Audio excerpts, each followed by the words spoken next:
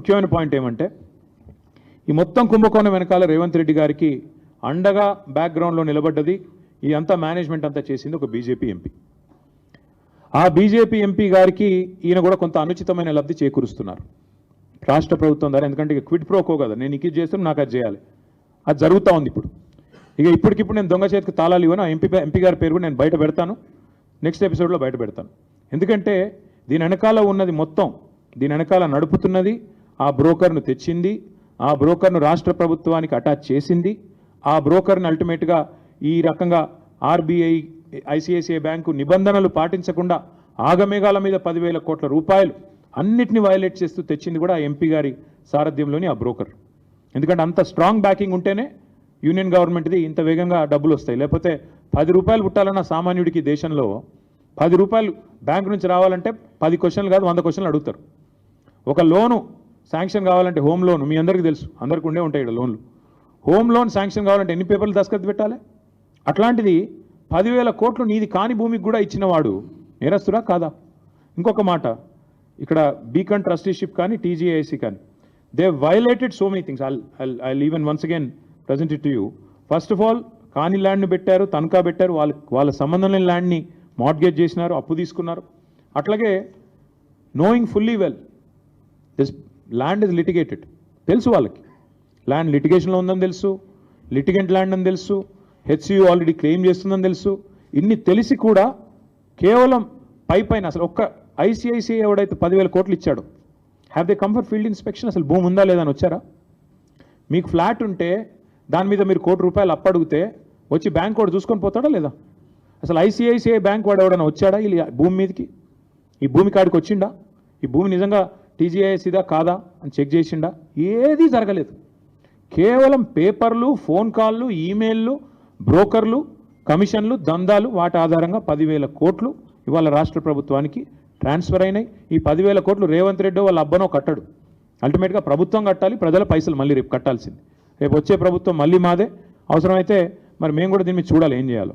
అల్టిమేట్గా నేను అనేది ఏమంటే ఈ అక్రమ లావాదేవీకి సంబంధించిన ఈ రుణం ఏదైతే వాళ్ళు ఉన్నారో బాండ్స్ రూపంలో తీసుకున్నారో ఇది ప్రభుత్వం చేసిన అతిపెద్ద నేరం. 2 ప్రైవేట్ సంస్థలు కుమ్మక్కై సేకరించిన చేసిన ఆర్థిక దోపిడీ ఇది.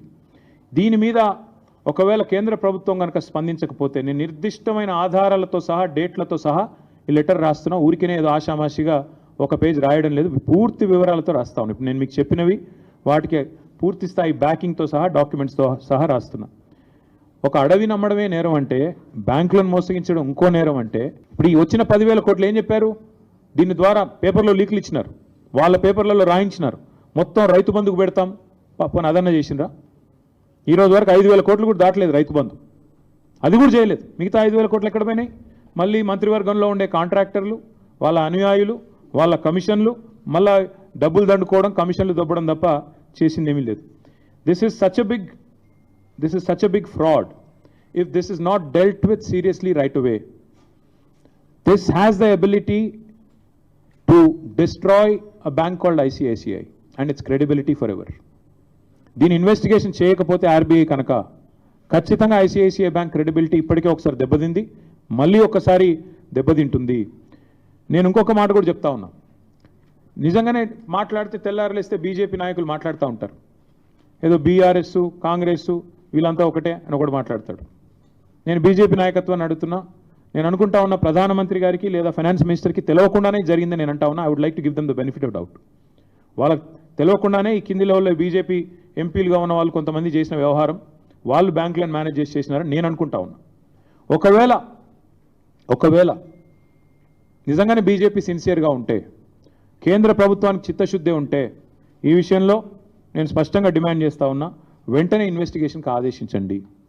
ఒకవేళ సిబిఐ కాకపోతే సివిసి లేదా SEBI can start an investigation, ED can start an investigation because money is involved, and even SFIO serious fraud investigation office can initiate enquiry. ఇందులో ప్రతి ఆధారం ఇప్పుడు నేను చెప్పింది మీకు దొరుకుతుంది. ఇందులో ఏం కూడా పబ్లిక్ డొమైన్లో ఆల్రెడీ ఉంది. It's a matter of stitching it up.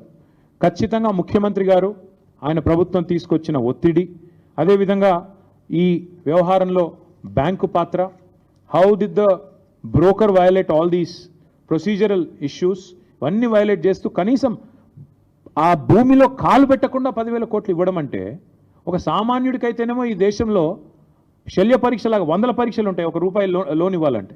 కానీ 10,000 కోట్ల లోన్ ఇచ్చేటప్పుడు ఆ భూమి నీదా కాదా చూసుకోకుండా లోన్ ఇచ్చారంటే ఇంతకు మించిన ఫ్రాడ్ ఏదైనా ఉంటుందా? అందుకే we demand and will not leave it at this. నేను ఖచ్చితంగా చెప్తున్నాను, ఈ వ్యవహారాన్ని ఇక్కడితో వదిలిపెట్టాం. ఎందుకంటే రేవంత్ రెడ్డి గారు తెరలేపింది, తెర తీసింది ఈ 400 కోట్లకే కాదు. మన అసెంబ్లీలో మా సభ్యులు అడిగినారు ప్రశ్న, ఇంకా ఏమేమి భూములు అమ్ముతారని. ఇదే బ్రోకర్ ఎవడైతే ట్రస్ట్ అడ్వైజర్ ఎవడో ఉన్నాడో వాడికి హెచ్ఎండిఏ భూములు కూడా అప్పచెప్పారు. 60,000 కోట్ల విలువ చేసే భూములు వాడికి అప్పచెప్పారు. సో దీనికి ఇక్కడితో అడ్డుకట్ట వేయకపోతే ఇంకొక 60,000 కోట్ల దోపిడీకి కూడా రేవంత్ రెడ్డి గారి ప్రభుత్వం ఆల్రెడీ స్కెచ్ చేసింది, తెర తీసింది, రెడీగా ఉన్నారు. ఇది మాది కాదు, కావాలంటే అసెంబ్లీ ఆన్సర్ కూడా నేను మీకు పంపిస్తాను, మీరు చూసుకోవచ్చు. 60,000 కోట్ల విలువ చేసే హెచ్ఎండిఏ భూములను కూడా ఇదే బీకన్ ట్రస్టీషిప్, అదేవిధంగా ఆ ఫ్రాడ్ ట్రస్ట్ అడ్వైజర్ ఎవరు ఉన్నారు వాళ్ళిద్దరిని కూడా మరి అప్పచెప్పి వాళ్ళ ద్వారా దోపిడీకి పాల్పడే ఆలోచనలో రేవంత్ రెడ్డి ప్రభుత్వం ఉంది. We demand that union finance ministry ask RBI to investigate this matter. వెంటనే సీరియస్ ఫ్రాడ్ ఇన్వెస్టిగేషన్ ఏజెన్సీ దిగాలి ఇందులోకి. SEBI also should focus on this. 100% ఈ Beacon Trusteeship and Trust Investment అనే సంస్థలని వెంటనే నిషేధం విధించాలి till further enquiry. We demand that all financial transactions of these two agencies and these two institutions be suspended with immediate effect because they have committed a massive fraud. అట్లాగే ఈ చట్టవిరుద్ధమైన bonds ఏవైతే వీళ్ళు తీసుకొని 10,000 కోట్లు కుంభకోణానికి తెరదీశారో వాటిని కూడా ఆర్బీఐ వెంటనే రద్దు చేయాలని చెప్పి కూడా మేము డిమాండ్ చేస్తున్నాం. తప్పకుండా ఒకవేళ కేంద్ర ప్రభుత్వం స్పందించకపోతే మేమేమనుకోవాల్సి వస్తుందంటే ముమ్మాటికి ఇద్దరు కుమ్మక్కై చేస్తున్నారు అనుకోవాల్సి వస్తుంది. నిజంగా బీజేపీకి చిత్తశుద్ధి ఉంటే, కేంద్ర ప్రభుత్వానికి చిత్తశుద్ధి ఉంటే మీరు వెంటనే స్పందించండి. నిజంగానే మీకు ఈ వ్యవహారంతో సంబంధం లేకపోతే, నిజంగానే ఈ వ్యవహారంలో మీరు నిక్కచ్చిగా ఉన్నట్టయితే వచ్చి ఆందోళన చేశారు కదా, హెచ్సియు భూములు అమ్మొద్దు అది అని చెప్పి ధర్మేంద్ర ప్రధాన్ గారు ఉత్తరం రాసినారు. తర్వాత ఏబీవీపీ వాళ్ళు గొడవ చేశారు, తర్వాత ఎమ్మెల్యేలు కూడా అరెస్ట్ అయ్యారు బీజేపీ వాళ్ళు. మరి if you are serious then immediately call for an enquiry. లేకపోతే ప్రజలు ఖచ్చితంగా ఇద్దరు కలిసే చేస్తున్నారు ఇది అనుకునే ప్రమాదం ఉంది. అందుకే this letter details out everything. నేను బీజేపీ ఎంపీ గారు అంటున్నాను, పేరు చెప్పట్లేదని మీ వాళ్ళు కొంతమంది క్వశ్చన్ మార్క్ ఫేస్ పెట్టున్నారు. వారికి నేను చెప్పేది ఏమంటే, ఆ ఎంపీ గారికి రేవంత్ రెడ్డి గారు కొన్ని లాభాలు చేయబోతున్నారు. చేసిన తర్వాత క్విడ్ ప్రో కో ఏంటిని నేను ఎస్టాబ్లిష్ చేస్తూ మీ ముందుకు వస్తాను. So till such time we're demanding and if government does not respond I'm going to a court. ఖచ్చితంగా కోర్టుకి పోతాము.